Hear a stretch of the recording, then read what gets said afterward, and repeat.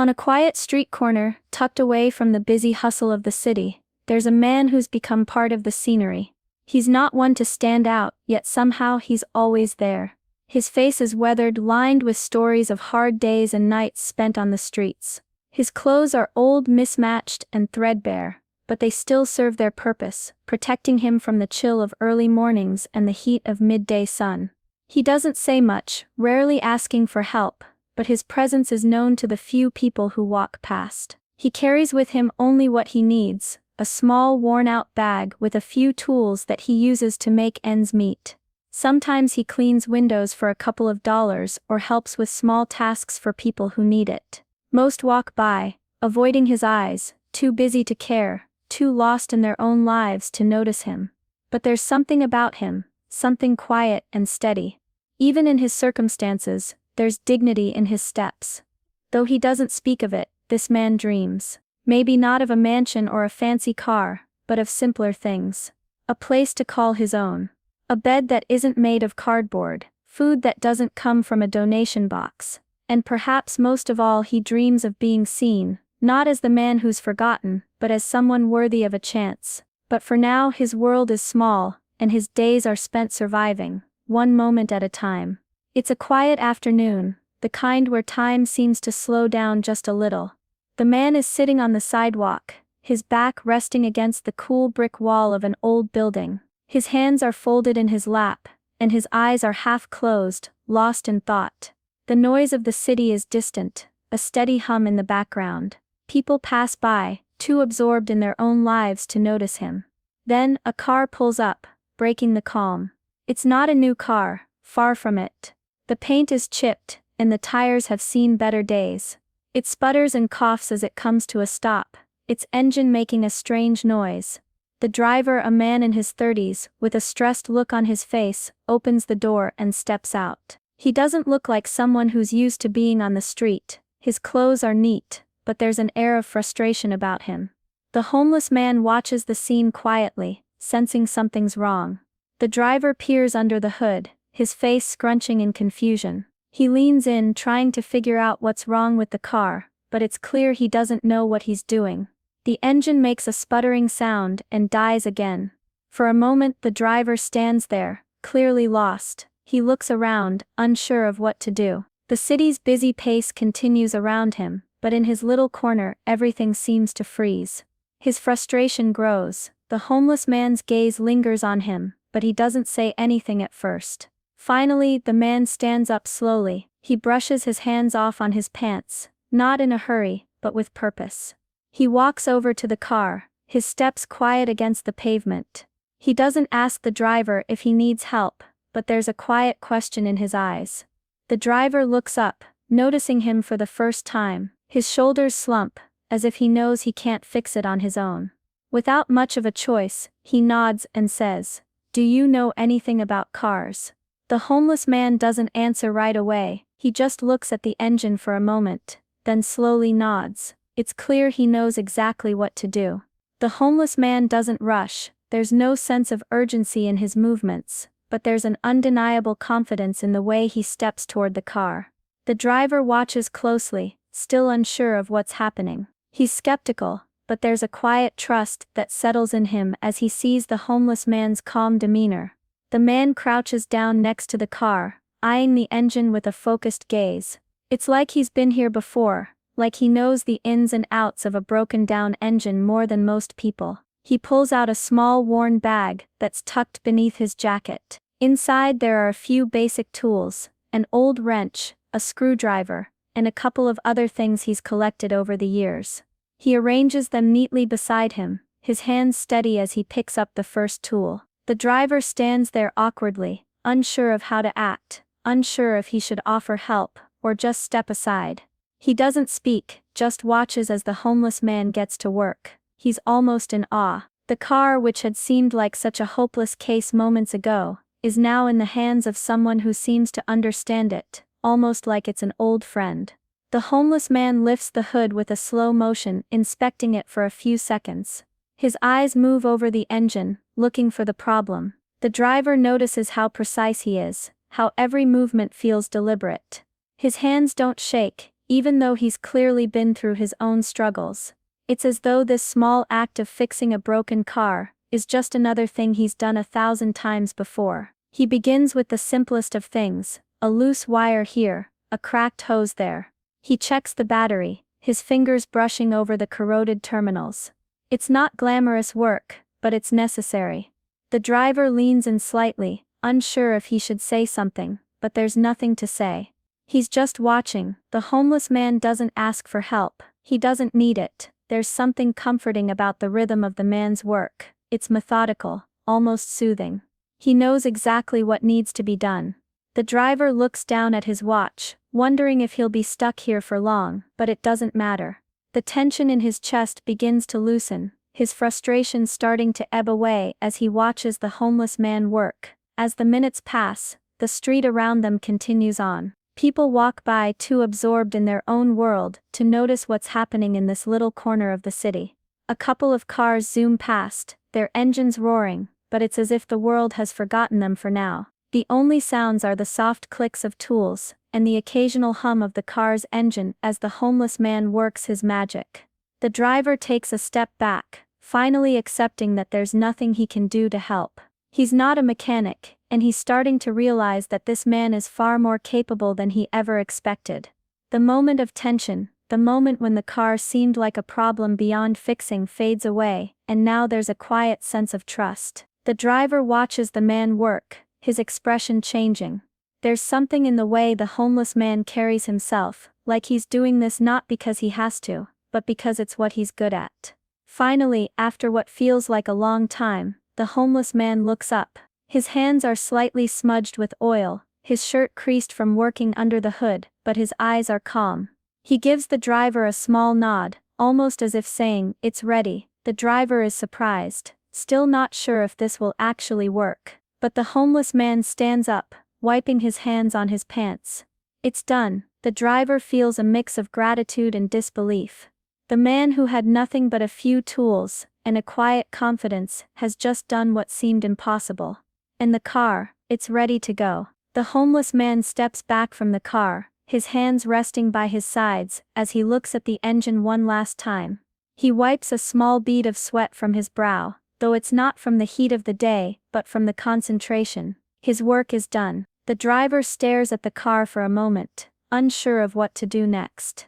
The silence between them hangs heavy, both men standing there, one with uncertainty, the other with quiet satisfaction. Then the driver takes a deep breath and slides into the car's front seat. He turns the key in the ignition, and for a moment there's nothing. A few seconds of silence that stretch on longer than expected. The driver looks up at the homeless man, his eyes filled with a mix of doubt and hope, but then without warning, the engine hums to life. It starts with a smooth growl, louder than before but steady and strong. The car roars back to life, the rattling gone, replaced by a clean, almost purring sound. The driver's mouth falls open slightly, he can't believe it. He runs his hands over the steering wheel, a grin creeping across his face. The tension in his shoulders disappears as the relief floods him. It worked, the car is fixed. The homeless man watches, standing a few steps away, his hands still covered in grease. He doesn't smile, doesn't ask for anything in return. It's clear that this isn't about the money or recognition for him. He did what he knew how to do, and now the job is complete.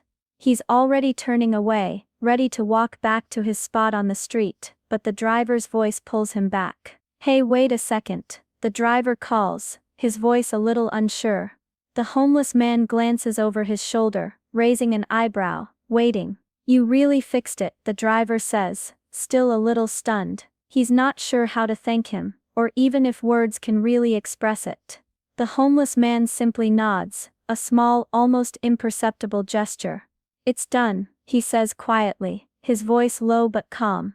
The driver sits in the car for a moment longer, still processing the unexpected turn of events. He reaches into his pocket, fingers brushing the edges of his wallet. The driver hesitates, looking down at his wallet, then back at the homeless man. He wants to do something, anything, to show his gratitude, to express how much it means that this stranger, someone who has nothing, just fixed his car without hesitation. The man didn't ask for anything in return, yet somehow, it feels wrong to simply leave things as they are. After a moment of thought, the driver pulls out a few bills from his wallet and holds them out toward the homeless man. "Here," he says, his voice a little unsure. "You really helped me. I know it's not much, but take this. You've earned it." He extends the money, palm open, waiting for the homeless man to take it. The gesture seems so small in comparison to the kindness shown, but it's all he can think to offer. He's ready to just hand it over, to make the exchange and go on his way, but the homeless man doesn't move. He doesn't even reach for it. His eyes remain calm, not greedy, not expectant. He just looks at the money, then up at the driver, shaking his head slowly. "No," the homeless man says, his voice steady, "I don't need it." The driver blinks, surprised. He insists, trying to push the money into the man's hand. "Come on, please. You've earned it. You fixed my car. You deserve something for your time." The homeless man's response is simple. "I didn't do it for that," he says quietly. His expression is not one of pride, but one of quiet understanding. "I did it because you needed help." There's a long pause, the air hanging between them, as the driver looks at the money in his hand, then back at the man. Something in his chest tightens. He hadn't expected this, hadn't anticipated this kind of humility. He's unsure of what to do now. The moment feels strange, heavy with an unspoken understanding.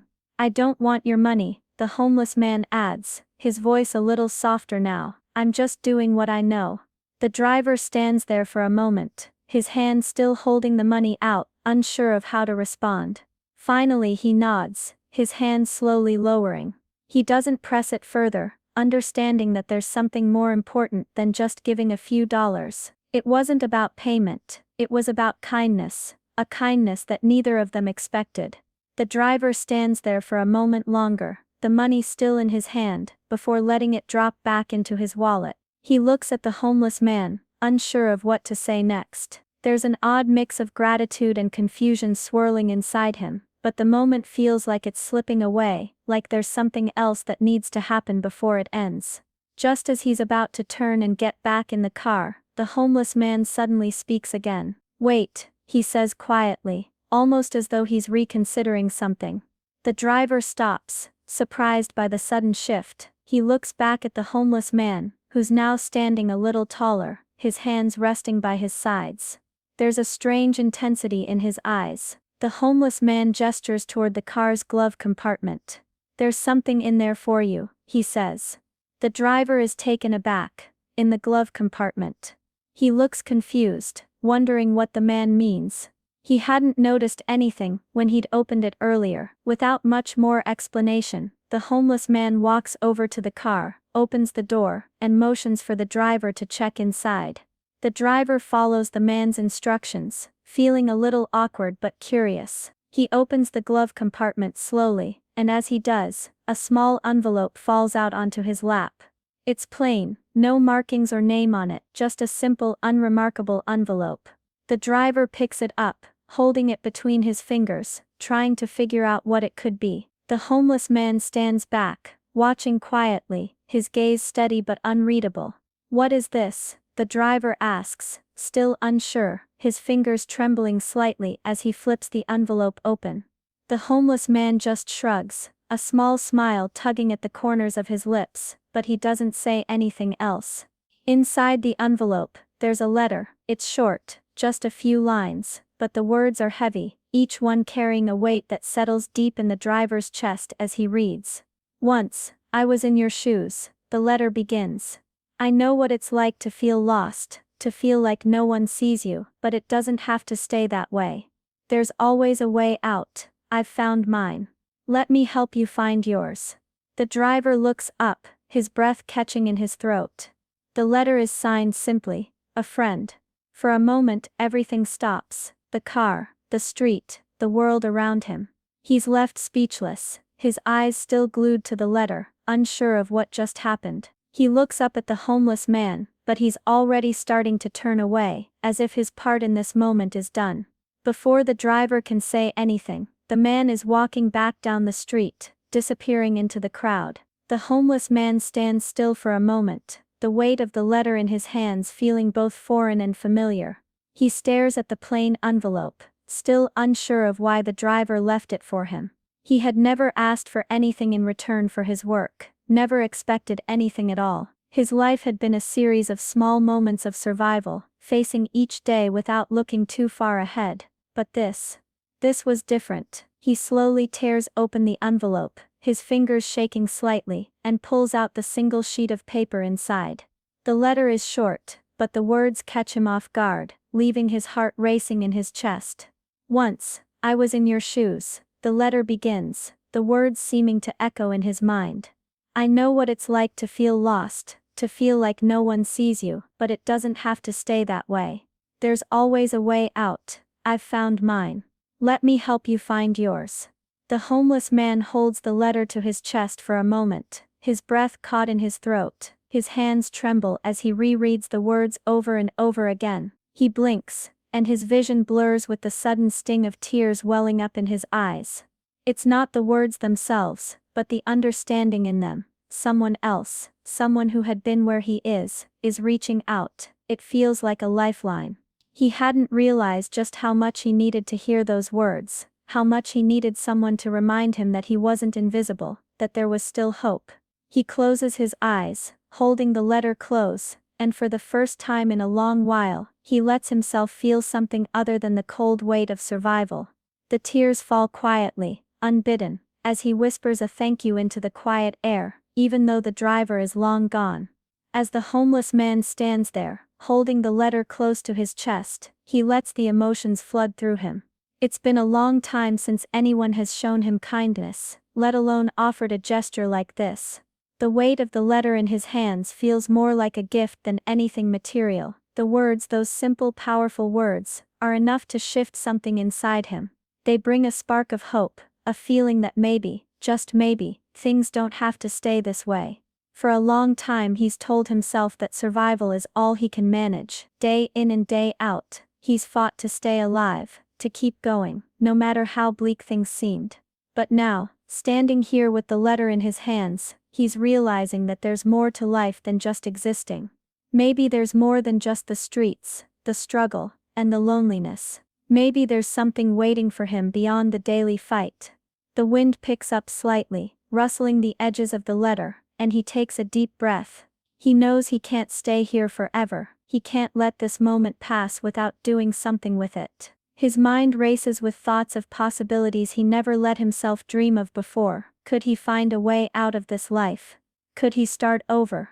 He carefully folds the letter, and slips it into his pocket, holding onto it like it's a piece of something bigger, something more meaningful. Then, without thinking twice, he starts walking in a direction he's never taken before. It's not far, just a few blocks, but it's enough to feel different. It's a step forward. As he walks, he passes the usual sights, the homeless faces, the busy city streets, the shops, and the people rushing by, absorbed in their own worlds. But this time he sees it all with new eyes.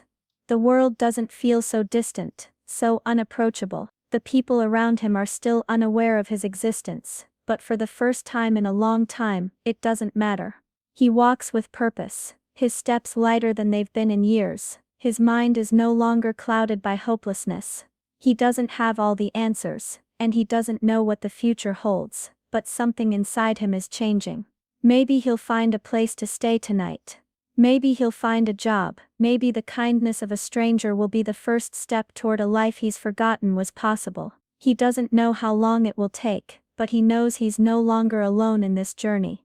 The words on that letter will stay with him, guiding him forward. With each step, he's making a choice, to live, to change, to believe in the possibility of a better tomorrow, and for the first time in a long time, that's enough.